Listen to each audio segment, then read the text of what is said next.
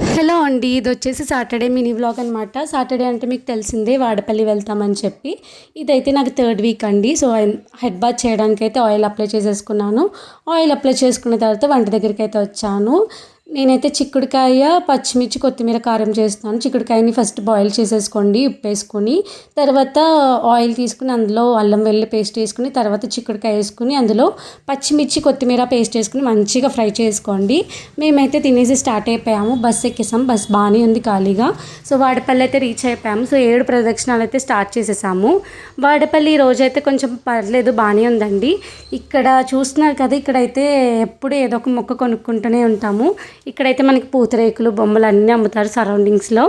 జోష్నిక అయితే ఆడుకుంటుంది. ఇక్కడ నేను చూపిస్తున్నాను కదా, అది వచ్చేసి వారాహి అమ్మ తల్లి అనమాట. ఎప్పుడు ఇక్కడికి వచ్చి మీరు ఎప్పుడు వచ్చినా దండం పెట్టుకుని వెళ్ళండి, ఎందుకంటే ఇది ఎవరికి తెలీదు. జోషి అయితే మంచిగా ఆడుకుంటుంది.